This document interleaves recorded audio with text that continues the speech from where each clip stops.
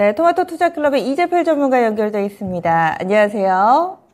네, 안녕하십니까? 네, 아무래도 반등을 하면은 현금을 좀 챙기자라는 전략으로 지난번 이 시간에 이야기를 해주셨는데, 그러면 그 사이에 미국에서 나왔던 시그널들, 그리고 현재까지 우리 시장이 보내고 있는 시그널 좀 더 읽어주세요. 네, 미국 증시는 잭슨홀 쇼크 이전 수준까지 회복하는 모습이었습니다.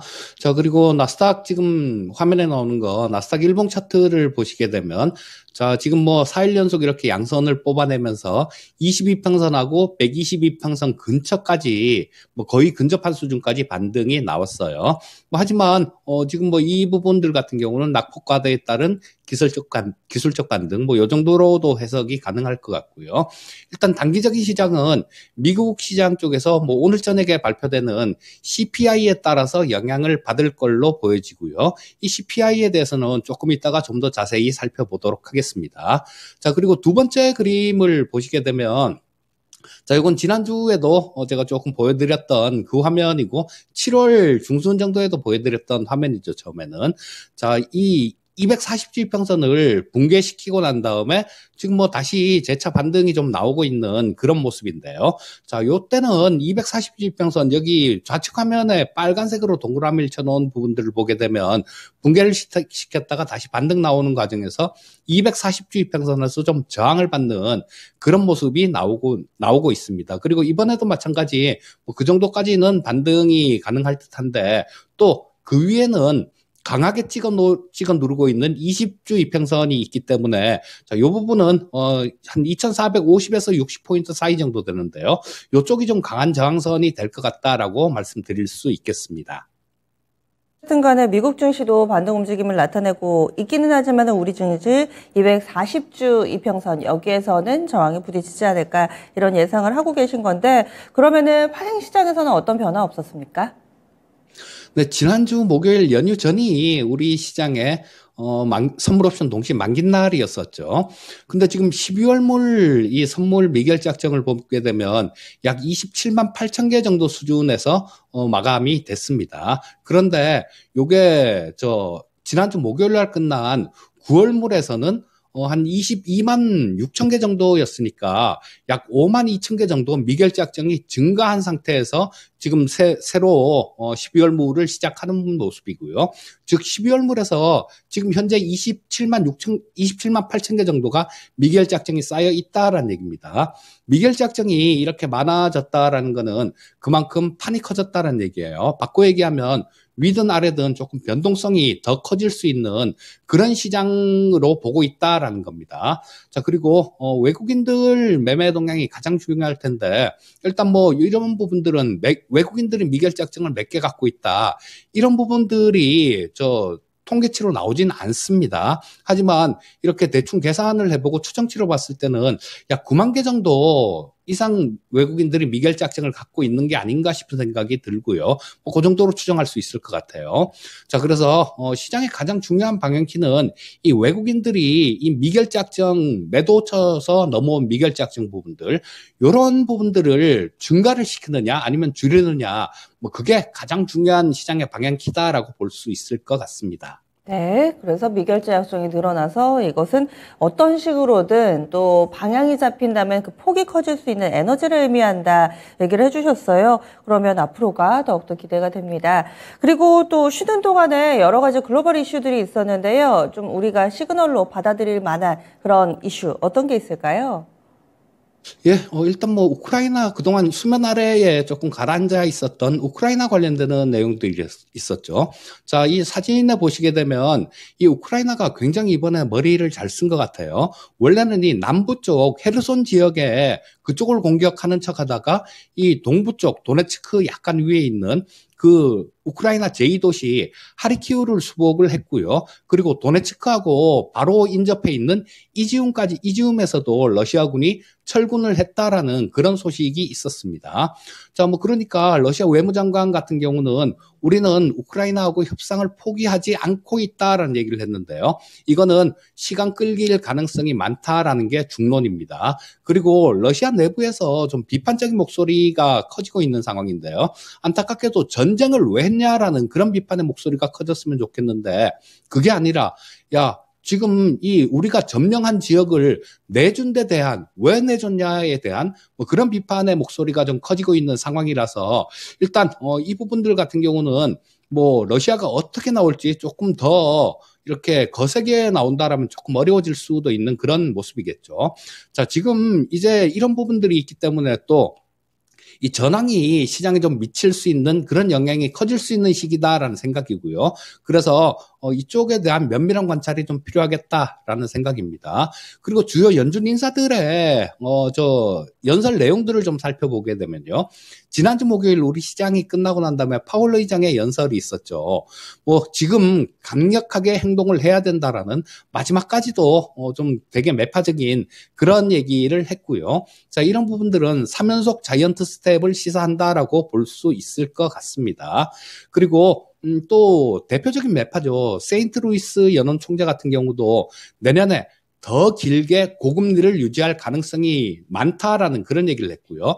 연말에 4%의 금리를 선호한다라는 얘기를 했습니다. 4%면 지금 2.25에서 2.5기 때문에 이번에 다음 주에 0.75를 올리면 그 다음에는 0.5, 그 다음에는 0.25로 가는 게 좋겠다라는 그런 얘기로 해석할 수 있을 것 같고요. 또 여기다 한마디 더 붙였는데 내년 하반기에 금리를 인하할 것이다라는 기대는 잘못된 것이다라는 얘기를 했습니다.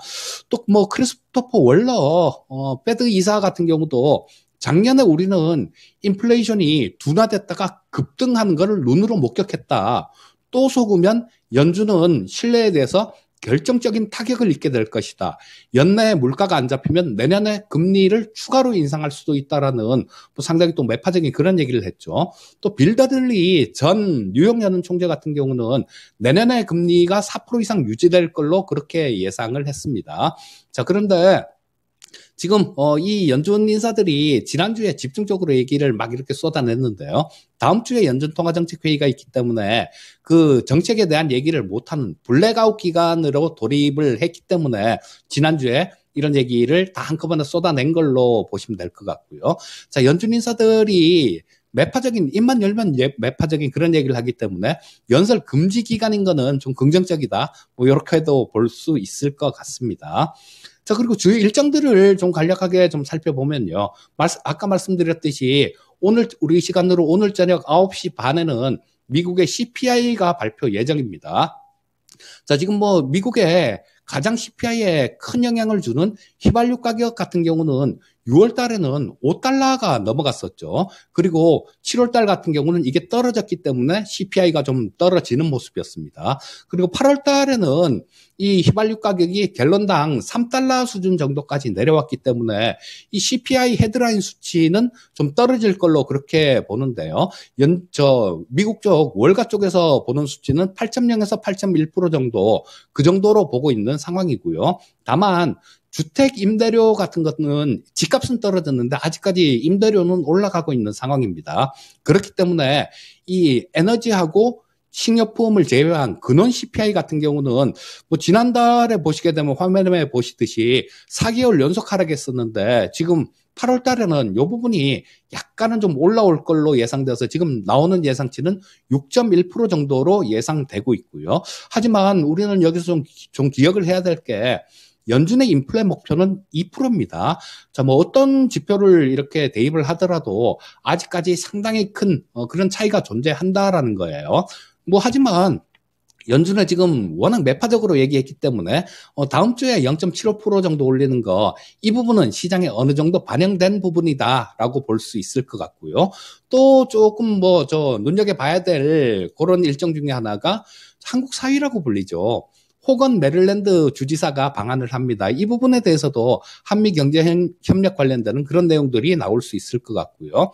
또 내일은 미국의 생산자 물가 지수가 발표되고요. 14일에서 25일까지는 북미 국제 모터쇼가 있게 됩니다. 그리고 15일에는 미국의 소매 판매가 발표되고 같은 날 마찬가지 미국의 수입 물가가 발표가 되는데요. 전달에 이게 마이너스 1.4%가 나오면서 시장 반등에 상당히 힘을 보탰던 그런 내용들이 있었습니다. 그래서 뭐 이 부분도 미국의 수입 물가가 좀 떨어져 준다라면 좀 더 시장 움직임에 긍정적으로 작용할 수 있을 것 같다라는 생각이 들고요.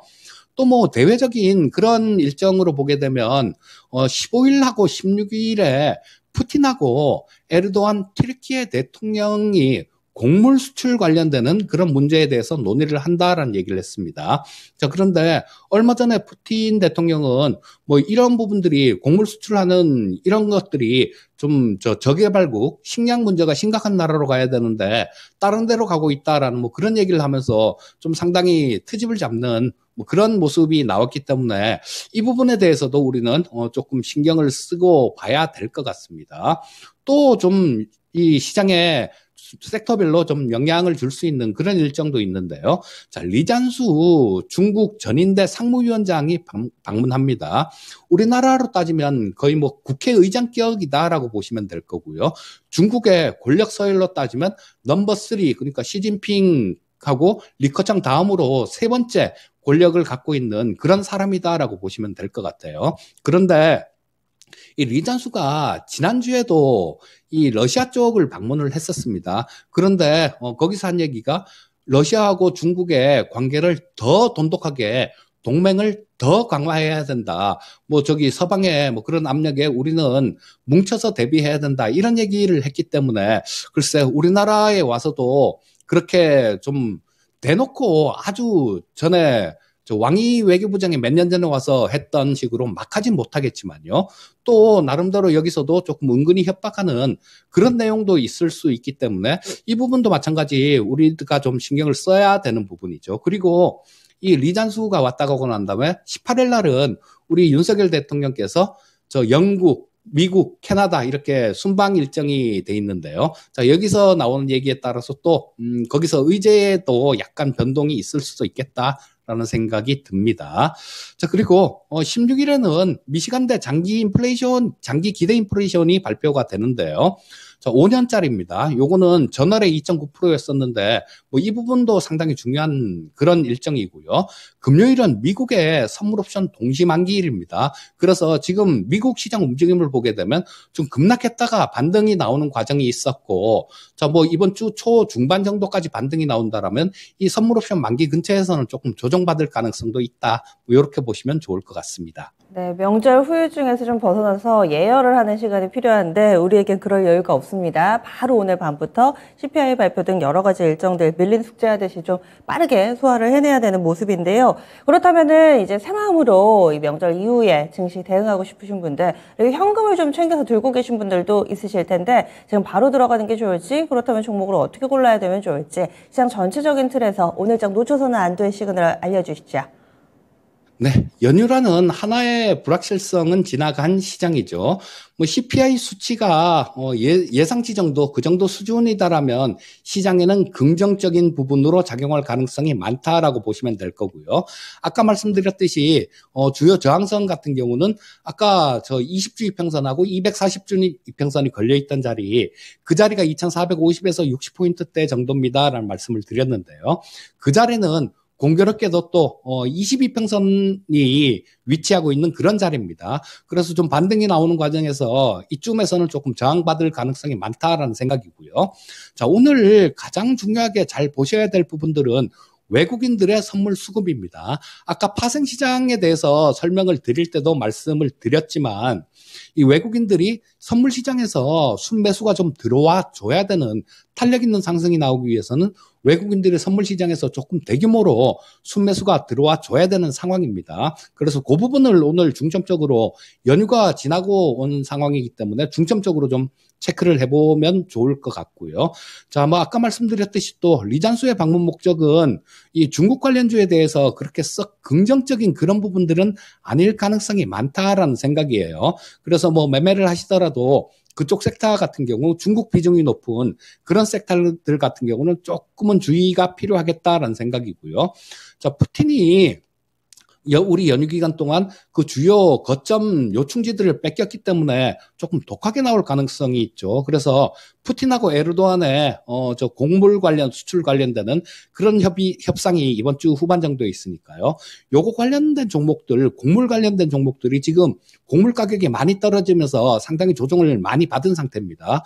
그래서 이런 것들을 저점에 한번 노려보는 전략도 괜찮을 것 같다라는 생각이 듭니다.